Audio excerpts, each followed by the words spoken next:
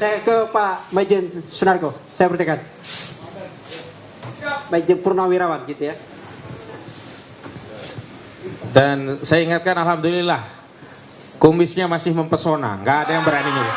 Jadi nggak ada yang berani nyukur itu, sok-sokan aja itu. Bismillahirrahmanirrahim. Assalamualaikum warahmatullahi wabarakatuh. Salam sejahtera bagi kita semua. Bapak-bapak, ibu-ibu, hadirin sekalian yang saya muliakan dan saya hormati, dan saudara-saudara sebangsa setanah air yang mungkin memonitor melalui media sosial. Seperti tadi yang disampaikan oleh Pak Said Didu, saya di sini sebetulnya sebagai penggembira, ya, karena yang bermain, yang perang mati-matian sini adalah tim penasihat hukum, tim advokasi anti kriminalisasi dan sebagainya itu. Nah, pada kesempatan ini saya sampaikan kepada Bapak Ibu dan saudara-saudara sebangsa setanah air, kami penggembira mendukung penuh semua upaya kerja tim penasihat hukum atau tim advokasi anti kriminalisasi yang dilakukan oleh pemerintah terhadap anak bangsa yang sekarang sedang menuntut kebenaran. Dan saya nggak mengatasnamakan siapapun karena nanti diprotes. Karena kemarin yang kita membuat forum Purnawirawan Prajurit TNI, kemudian ada lembaga mengatakan enggak, itu kan hanya sebagian TNI yang katanya yang katanya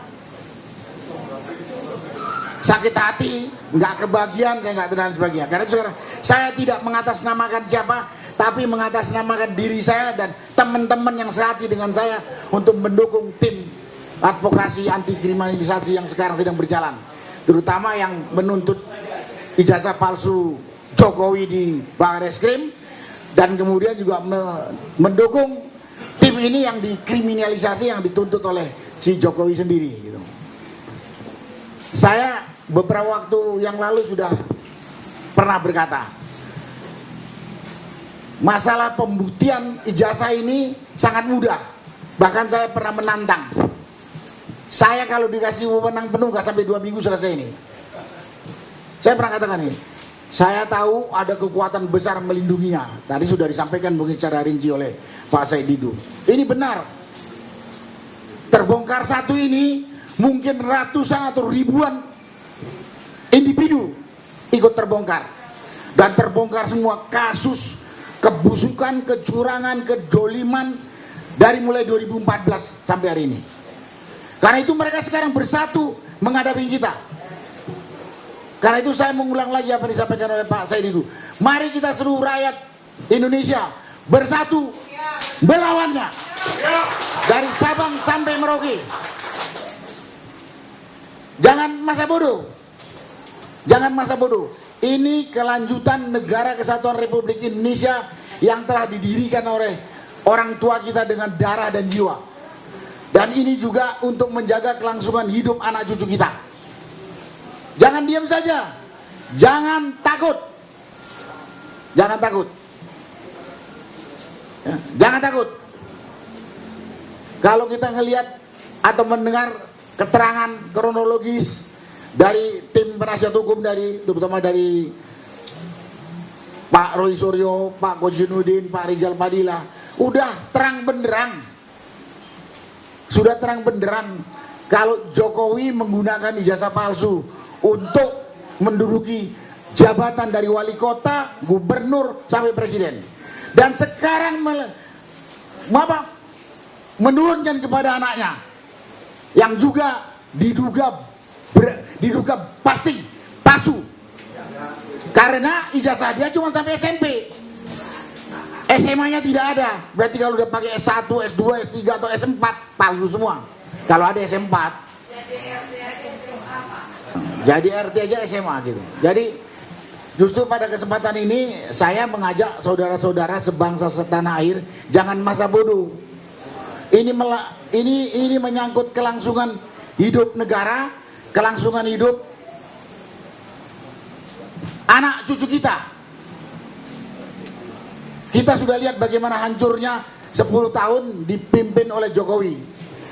Kalau nanti kelanjutannya terah dia juga yang memimpin, mau jadi apa negara kita ini?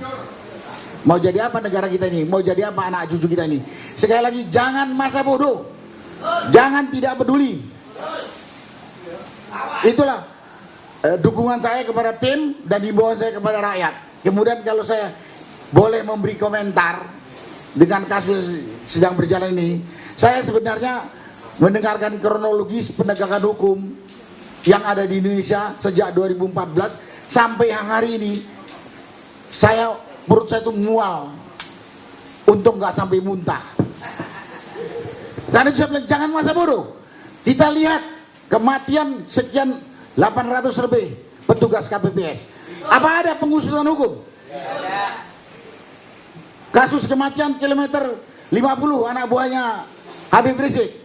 Apa ya? Bukan itu penyidikan atau penyelidikan, penyidikan dan pengadilan dagelan. Kemudian kasus Sambo, belum lagi para aktivis yang unjuk rasa. Kemudian ada kasus kecil-kecil di mana? Maksudnya bukan kecil, dari jumlah korban kecil di Kendari ada mahasiswa tertembak saat unjuk rasa, nggak jelas. Kanjuruan 130 lebih, nggak ada proses. Jadi kalau kita diam saja sekarang dengan kasus yang sekarang sedang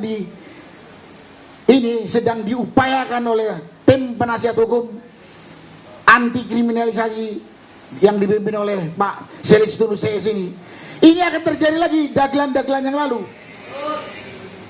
Nah, kalau itu berlanjut terus, hari ini baru yang tadi saya sebutkan, besok, lusa atau yang akan datang bisa saja terjadi pada kita atau anak cucu kita. Mau kita? Ini kelompok tadi dikatakan Pak Saidul Husain, ulang saja. Katanya ini utusan neraka atau perwakilan neraka dikirim ke dunia gitu. Nah, ini kan kalau dibiarkan berarti dia akan membawa kita ke neraka semua nanti. Apa mau? Sekarang kita lawan. Sekarang kita lawan. Tidak ada yang bisa kita harapkan dari kumpulan orang-orang busuk, curang, pembohong, tidak jujur. Kalau mereka memerintah atau memimpin negara, nggak ada yang bisa diharapkan dari orang-orang seperti itu. Saya ingat teman saya pernah ngomong ini. Saya sebut aja teman saya ini, Pak Refli Harun. Saya nggak akan mau masuk kelompok pemerintahan yang saya tahu dia duduk di situ dengan hasil kecurangan. Dan saya bilang sama yang saya ikutin Pak Refli. Karena kita tahu penipu, pembohong, manusia serakah dan rakus kalau mengelola satu organisasi atau mengelola negara, tak ada yang bisa diharapkan untuk rakyat secara adil. Pasti hanya berpikir perutnya, perut keluarganya, dan perut kroninya. Padahal kita punya hak yang sama untuk menikmati semua kekayaan alam negara kita yang begitu kaya raya. Karena itulah, mari kita berjuang untuk kelangsungan negara dan bangsa kita, dan mari kita berjuang untuk anak cucu kita. Dan ingat, tak ada yang bisa diharapkan kebaikan dari orang-orang licik, rakus, tidak jujur. Tak ada. Jangan terkecoh dengan berita-berita di medsos yang mengatakan, oh Jokowi sudah melakukan ini, pemerintah sudah melakukan ini, dan lain sebagainya. Itulah komentar saya dan ajakan saya kepada rakyat. Dan kemudian yang berikutnya yang perlu saya sampaikan, Dipersingkat Pak ya. kepada aparat TNI maupun Polri, Anda memang punya kode etik, tunduk, setia, taat kepada atasan. Kalau atasanmu itu jalan on the track sesuai konstitusi. Kalau tidak, Anda tidak punya kewajiban mengikuti perintah atasanmu. Malah kau yang akan ikut masuk neraka. TNI, Polri, dan penegak hukum lain. Saya bekas tentara. Jadi jangan dipotong-potong. kode etik di TNI dan Polri mengatakan kita harus tunduk setia taat kepada atasan.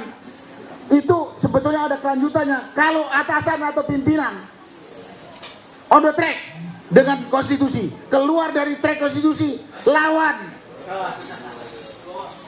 Jangan kamu mau ikut masuk neraka nanti di akhirat. Itu kepada aparat. Ini saya lihat dalam penegakan hukum sekarang ini. Yang saya katakan mudah banget membongkarnya, tapi kelihatan aparat dalam hari ini polisi melakukan tindakan-tindakannya absurd, gak masuk akal. Gak malu? Gak malu Anda? Malu keluarga, malu anak cucu, atau nanti kalau udah mati dicatat polisi atau penegak hukum mungkin juga ikut TNI dalamnya, bongkar gitu aja nggak bisa katanya. Saya nggak percaya yang katakan polisi tidak mampu atau tidak profesional. Yang ada polisi dan aparat penegak hukum lain tidak jujur, tidak adil. Itu fakta yang terlihat. Karena dia tergabung dalam konspirator melindungi tadi, melindungi kebusukan yang sudah sejak 2014 itu. Dan terakhir saya cuma mengimbau atau minta atau teriak kepada Presiden Republik Indonesia ini, Presiden Prabowo, kemana bapak-bapak dengan kasus-kasus yang begitu ringan saja kok bikin gaduh bangsa ini. Tapi gaduh ini saat ini kalau berlanjut bukan gaduh Pak, mungkin kita bisa pecah belah. Karena aparat yang Bapak kendalikan bertindak tidak jujur dan tidak adil. Udah sangat kelihatan, absurd. Ini tadi juga secara rinci sudah disampaikan oleh Pak Said Didu. Dan itu sekali lagi yang terakhir ini, pemerintah ini kemana? Ini masalah tidak berat. Dan jangan buat narasi-narasi yang bikin Bapak sebetulnya, Pak Presiden maksud saya, sebetulnya malah merendahkan diri Bapak. Narasi macam kabinet saya bekerja baik, apalagi, dan lain sebagainya, banyak sekali.